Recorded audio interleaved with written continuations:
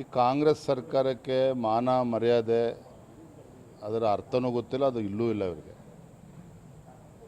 ಉಪಚುನಾವಣೆ ಬಂದಾಗ ಯಾವ ರೀತಿ ಮುಖ್ಯಮಂತ್ರಿಗಳು ಬಾಗಲಕೋಟೆಯಲ್ಲೇ ಬಿಟ್ಟಿದ್ರು ತಾವು ನೋಡಿದ್ರಿ.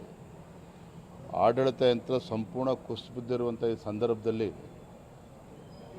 30-40 ಜನ ಶಾಸಕರುಗಳು ದೆಹಲಿಗೆ ಹೋಗಿ ಕೂತ್ಕೊಂಡು ಲಾಬಿ ಮಾಡುವಂಥದ್ದು ಒಂದು ಕಡೆ ಅವರ ಆಂತರಿಕ ವಿಚಾರ. ಆದರೂ ಸಹ ಮುಖ್ಯಮಂತ್ರಿಯ ಕುರ್ಚಿಯ ಬಡದಾಟಕ್ಕೆ ಇವತ್ತು ಸಂಪೂರ್ಣ ಆಡಳಿತ ವ್ಯವಸ್ಥೆ ಸಂಪೂರ್ಣ ಕುಸಿದಿರುವಂಥದ್ದು ನಾವು ನೋಡ್ತಾ ಇದ್ದೇವೆ. ಬೆಂಗಳೂರು ಇವತ್ತು ಬಣಗೊಡ್ತಾ ಇದೆ. ಮುಖ್ಯಮಂತ್ರಿಗಳು ಇಲ್ಲ, ಉಪಮುಖ್ಯಮಂತ್ರಿಗಳು ಇಲ್ಲ. ಅವರ ಕುರ್ಚಿ ಬಡಿದಾಟದಲ್ಲಿ ಇವತ್ತು ಜನ ಇವತ್ತು ಅನುಭವಿಸ್ತಾ ಇದ್ದಾರೆ. 28ಕ್ಕೆ ಮತ್ತೆ ಮೈತ್ರಿ ಸರ್ಕಾರ ಅಧಿಕಾರಕ್ಕೆ ಬರುತ್ತೆ ಅಂತೇಳಿ ಕುಮಾರಸ್ವಾಮಿ ಎಲ್ಲವೂ ಕೂಡ ಕಾಲ ನಿರ್ಧಾರ ಮಾಡ್ತದೆ. ನಮ್ಮದೊಂದು ರಾಷ್ಟ್ರೀಯ ಪಕ್ಷ, ನಮ್ಮ ವರಿಷ್ಠರು ಏನು ಹೇಳ್ತಾರೆ, ನಮ್ಮ ರಾಷ್ಟ್ರೀಯ ನಾಯಕರು ಏನು ನಿರ್ದೇಶನ ನೀಡ್ತಾರೆ, ಅದರ ಪ್ರಕಾರ ನಾವೆಲ್ಲರೂ ಕೂಡ ಒಟ್ಟಾಗಿ ಒಂದಾಗಿ ರಾಜ್ಯದ ಹಿತದೃಷ್ಟಿಯಿಂದ ಮತ್ತು ನಮ್ಮ ಪಕ್ಷದ ಹಿತದೃಷ್ಟಿಯಿಂದ ನೋಡಿಕೊಂಡು ಯಾವ ರೀತಿ ನಿರ್ದೇಶನ ನೀಡ್ತಾರೆ ಅದನ್ನು ನಾವು ಫಾಲೋ ಮಾಡ್ತೇವೆ. ಮಹಿಳಾ ಮೀಸಲು ಮಂಡನೆ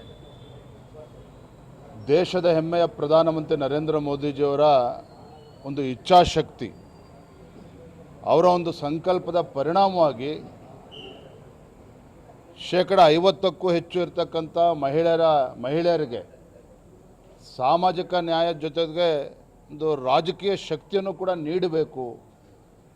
ಲೋಕಸಭೆಯಿಂದ ಹಿಡಿದು ವಿಧಾನಸಭೆವರೆಗೂ ಕೂಡ 33% ಮಹಿಳಾ ರಿಸರ್ವೇಷನನ್ನು ನೀಡಬೇಕು ಅನ್ನುವ ಒಂದು ಸದುದ್ದೇಶ ಇಟ್ಕೊಂಡು ಪ್ರಧಾನಮಂತ್ರಿ ನರೇಂದ್ರ ಮೋದಿಜಿಯವರು ಈ ತಿಂಗಳು 16, 17, 18 ಲೋಕಸಭೆಯ ಒಂದು ವಿಶೇಷ ಅಧಿವೇಶನವನ್ನು ಕೂಡ ಕರೆದಿದ್ದಾರೆ.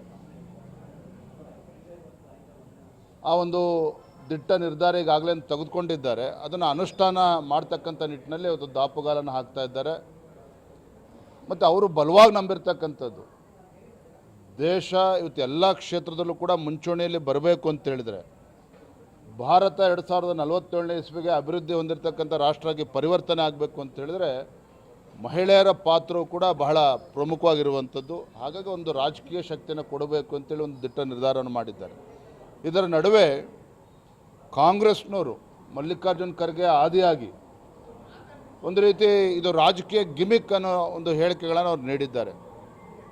ಈ ರೀತಿ ಹೇಳಿಕೆಗಳನ್ನು ಕೊಡೋದ್ರ ಮುಖೇನ ನನಗನ್ನಿಸ್ತದೆ ದೇಶದಲ್ಲಿರ್ತಕ್ಕಂಥ ತಾಯಂದಿರಿಗೆ, ಆ ಸ್ತ್ರೀ ಕುಲಕ್ಕೆ ಹೊತ್ತದ್ದು ಅಪಚಾರವನ್ನು ಇವರು ಎಸಗಿದ್ದಾರೆ. ನಾನು ಹಾಗಾಗಿ ನೆನ್ನೆನೂ ಕೂಡ ಹೇಳಿದ್ದೇನೆ, ತತ್ಕ್ಷಣ ಮಲ್ಲಿಕಾರ್ಜುನ್ ಖರ್ಗೆ ಅವರು ಕ್ಷಮಾಪಣೆಯನ್ನು ಕೇಳಬೇಕು ಅಂತೇಳಿ ನಾನು ಈ ಸಂದರ್ಭದಲ್ಲಿ ಆಗ್ರಹ ಪಡಿಸ್ತೇನೆ.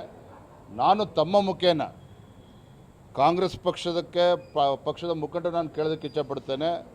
ಸ್ವಾತಂತ್ರ್ಯ ಬಂದು 50-60 ವರ್ಷಗಳ ಕಾಲ ಆಡಳಿತ ನಡೆಸಕ್ಕಂಥವ್ರು ನೀವು ಯಾವತ್ತಾದರೂ ಕೂಡ ಈ ದೇಶದ ನಾರಿ ಶಕ್ತಿಯ ಬಗ್ಗೆ ಯಾವತ್ತಾದರೂ ಕೂಡ ನೀವು ಚಿಂತನೆಯನ್ನು ಮಾಡಿದ್ರಾ?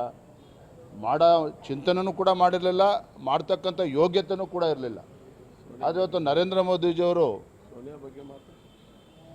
ಮೋದಿಜಿಯವರು ಇಂಥ ದಿಟ್ಟ ನಿರ್ಧಾರನ ತೆಗೆದುಕೊಂಡಾಗ ಅದರಲ್ಲೂ ಕೂಡ ಮೊಸರಲ್ಲಿ ಕಲ್ಲು ಹುಡುಕ್ತಕ್ಕಂಥ ಕೆಲಸ ಮಾಡ್ತಾ ಇದ್ದಾರೆ. ಇದು ಅವ್ರಿಗೆ ಒಳ್ಳೆಯದಾಗೋದಕ್ಕೆ ಸಾಧ್ಯ ಇಲ್ಲ. Thank you. ಇನ್ನಷ್ಟು ಹೆಚ್ಚಿನ ಮಾಹಿತಿಗಾಗಿ ಫಾಲೋ ಮಾಡಿ ಬ್ರಿಗೇಡ್ ನ್ಯೂಸ್ ಕನ್ನಡ.